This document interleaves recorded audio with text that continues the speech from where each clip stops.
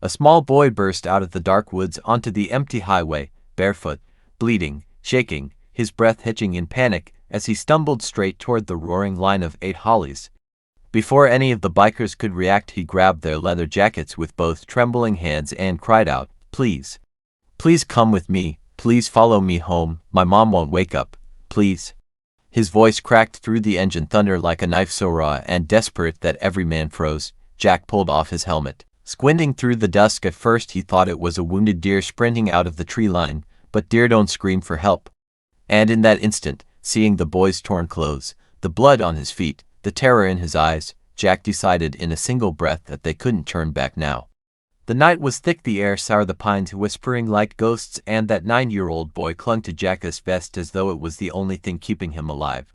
Jack lifted him onto his bike, signaled the others, and the 8 iron riders rolled their engines and followed the boy down a narrow broken dirt path, gravel spitting, branches scraping, headlights slicing through the woods until a sagging farmhouse emerged, peeling paint, collapsed porch, cardboard taped over a window.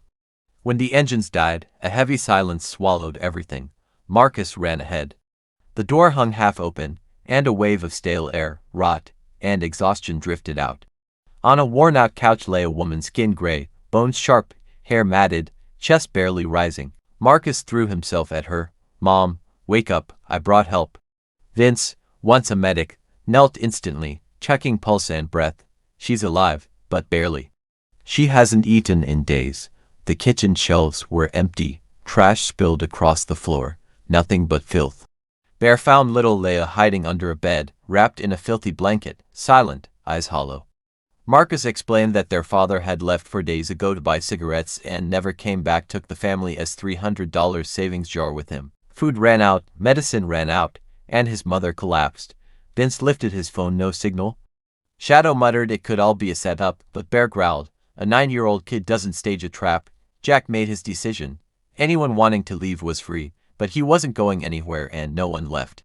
Vince stayed with the mother while Bear and Alex rode back to town to find a doctor.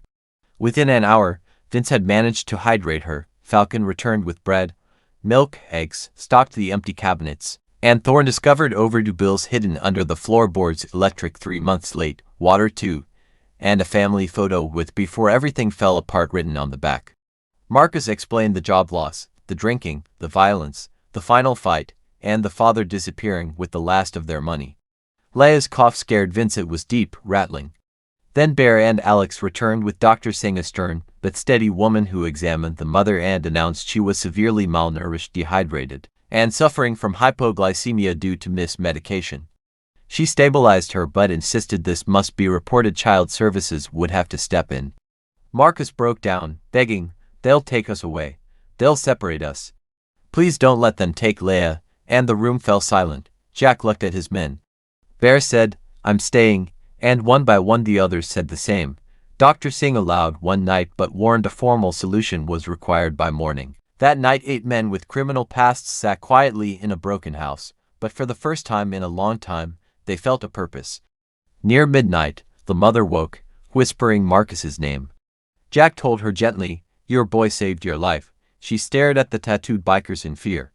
By morning, the riders had transformed everything. Falcon slipped out early for groceries. Thorne and Colossus fixed the porch. Shadow got the water pump working. Alex cleaned the entire kitchen. Dr. Singh returned and warned CPS would arrive at 9 a.m. If the home looked stable, the kids could stay, but only with visible, ongoing support. That night the riders sat around a makeshift fire. Someone toasted marshmallows, and when Leia laughed for the first time, her soft giggle struck every man in the chest like a spark they didn't know they needed. Together they planned. Vince would prepare medical notes, Colossus would navigate social requirements, Thorne would document repairs, Alex would list local support programs, and Jack would help Shauna fight for her kids. At exactly 9 a.m., CPS worker Karen Miller arrived, tired eyes, clipboard in hand, stunned at the sight of 8 motorcycles but determined. She interviewed Shauna, listened to the truth about the father, the collapse, the hunger. She spoke to the children, and Marcus bravely told her, "Don't separate us. These men kept us alive." Karen interviewed each rider. They answered honestly, rearranged work schedules, promised to stay. After inspecting the home, cleaner and safer than it had been in years, she decided not to remove the children but warned this was temporary. Weekly check-ins, therapy for Shauna, medication compliance, and documented support from the writers would be required. 3 days later, news came that Derek, the father, had returned drunk at a bar, bragging. Jack and the writers confronted him. He sputtered excuses, but the truth spilled out: he'd gambled the money away in Oklahoma.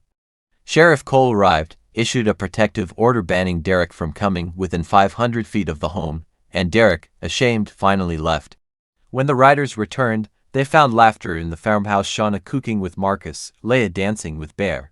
A week later, Karen returned, astonished: fresh paint, a repaired roof, solar lights lining the path, organized cabinets, children's rooms transformed. Shauna was attending therapy, taking medication on schedule, applying for jobs with a resume Vince helped create.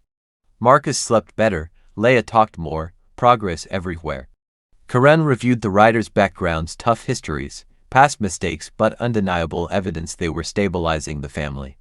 She drafted a formal agreement allowing Shauna to keep custody, with the writers recognized as an approved support network. Signatures were collected, some shaky, some bold, but all sincere. Over months the home flourished, flowers planted by Bear, homework sessions with Thorne, bike lessons for Marcus with Jack at his side. Leah proudly introducing Bear at school as her Uncle Bear.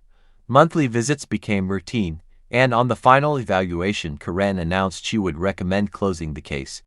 Shauna cried with joy. Jack rallied the writers. In a meeting they agreed that saving one family wasn't enough. They'd create a nonprofit to help more children abandoned or forgotten. 3 months later, the biggest charity ride in the county took place. Over 200 motorcycles, reporters, the mayor, Sheriff Cole, Dr. Singh, and Karen without her clipboard. Jack led the ride, but this time Marcus sat in front wearing a small custom-painted helmet, grinning proudly. A banner stretched overhead, Iron Riders for Missing and Broken Families. Leah stood beside Shauna wearing a tiny leather vest labeled Honorary Iron Rider. The caravan thundered toward the children's hospital with toys, donations, and hope. As the engines faded into the horizon, the legacy remained: a family rebuilt, a town awakened, and 8 men who once walked in darkness now shining light for others. And all of it began the night a terrified child ran onto a lonely highway and whispered a plea that changed a dozen lives: "Please follow me home." The simple cry of a broken little boy became the spark of a revolution in 8 hardened hearts, proving that sometimes the people the world fears most become the ones who save it. And that night wasn't the end of a story, only the beginning of a mission that would continue far beyond that broken farmhouse, as long as there were children lost in the dark waiting for someone to say, "We're here. You're not alone anymore."